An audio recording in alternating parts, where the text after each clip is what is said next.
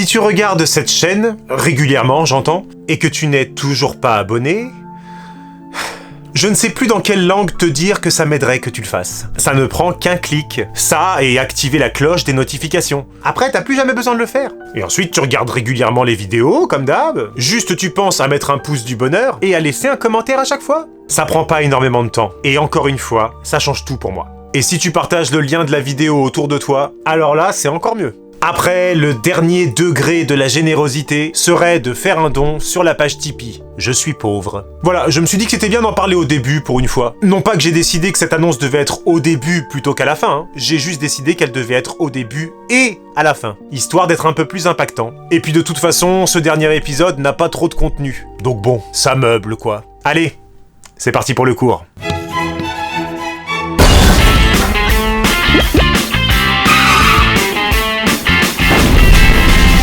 Louis V,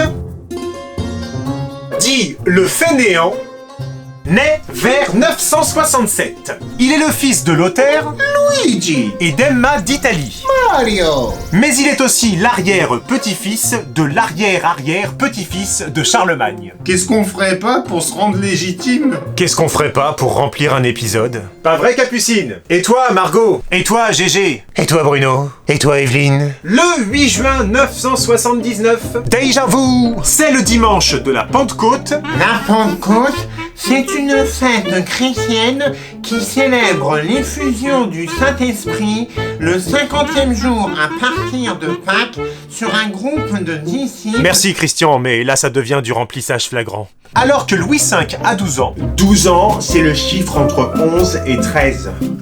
son père Lothaire l'associe au trône dans l'espoir de déjouer les ambitions de son saligot de frère, Charles. L'ambition, toujours l'ambition. Ça rime en plus.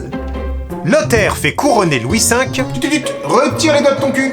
par Adalbéron. C'est moi? Mais non, tu sais bien que toi, tu es l'évêque Adalbéron de Laon, mon neveu. Ah mais oui, suis-je bête? Ici, on parle de toi. Adalbéron, l'archevêque de Reims, hein? Mon oncle. Bien joué les gars. Enfin, bien joué. Catherine, un petit truc à ajouter pour perdre du temps? Ce couronnement a lieu à l'abbaye Saint-Corneille de Compiègne. D'abord appelée Notre-Dame de Carlopolis, cette abbaye impériale et royale fut fondée par l'empereur Charles II le Chauve afin de succéder, ou au moins d'être la rivale, de la chapelle palatine d'Aix-la-Chapelle. On a gagné au moins 1 minute. Merci les amis. De rien.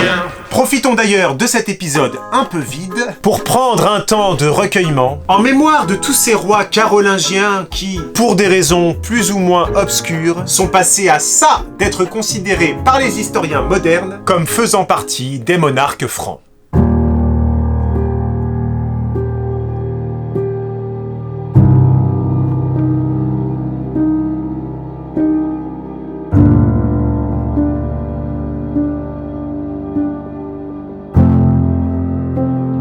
Mais revenons-en à Louis V le branleur. En 982, déjà vous, Louis V a 15 ans, Chiffre qui se situe entre 14 et 16 environ.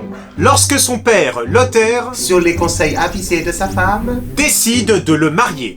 Mon fils, j'ai décidé de te marier. L'heureuse élue est une certaine Adélaïde d'Anjou. aussi appelée Blanche, parce que pourquoi pas. Elle est la sœur de, Geoffroy Grisegonel, comte d'Anjou, mais aussi de... Guy, évêque du Puy, Mais le plus important dans l'affaire, c'est qu'Adélaïde est aussi la veuve de... Étienne de Gévaudan, mais aussi celle de... Raymond de Toulouse, de puissants seigneurs du sud du royaume. 2 fois veuve, quel pédigré. Il faut dire qu'Adélaïde est un peu une cougar, puisqu'elle a environ 20 ans de plus que Louis V. Oh non, vous en aviez pas une un peu plus fraîche à me proposer? Chut, c'est politique, c'est l'amour, je te dis. Ce mariage qui s'annonce plus que parfait du subjonctif, A lieu à Vieille-Brioude, entre Clermont-Ferrand et Le Puy. cette union sera cependant éphémère. Tiens donc. Étant donné la trop grande différence d'âge, Puceau! Vieille peau! et les débauches du jeune époux. Vous ne me respectez pas. Tu veux me faire la morale alors que t'as déjà servi 2 fois? Ils divorcent 2 ans plus tard. Mais je t'ai dit qu'il y avait un enjeu politique, que tu étais fou d'amour. Le 2 mars 986, Papa Lothaire disparaît soudainement à Lens. Lothaire. Et Louis V a tout juste le temps de convoquer une assemblée des Francs à Compiègne Pour juger l'archevêque Adalbéron de Reims d'avoir soutenu Othon II dans la querelle contre mon vieux, Lothaire. C'est pas moi, c'est lui. Ah bon?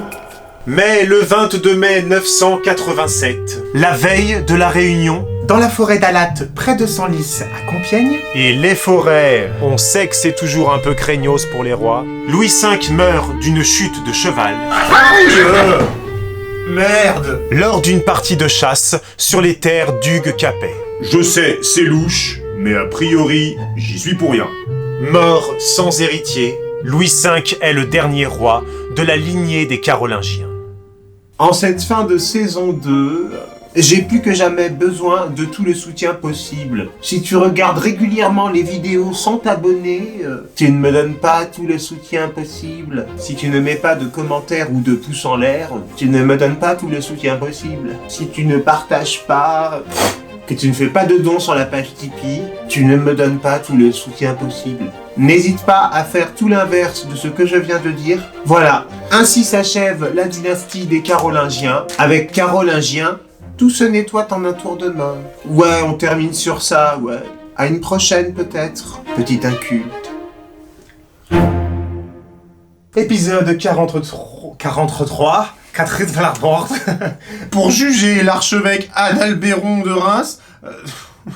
je veux pas une longue phrase, pas à la fin. Je peux pas. Oh non! Je m'éclate les couilles, c'est horrible. Mario! Ah, sinon elle l'appelle lui. Lothaire! Luigi! Oui, je vais faire ça, tiens. Geoffroy Grisegonel, comte d'Anjou. Oh non, je serais peut-être plus disloqué que ça. En cette fin de saison 2...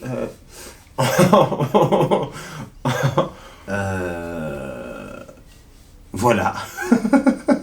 J'ai vraiment fait ça. Voilà, ainsi s'achève la dynastie des Carolingiens. Avec Carolingiens, tout se nettoie en un tour de main. Ouais, on termine sur ça, ouais. Sérieux, j'avais pas besoin d'un bruit, c'est la fin!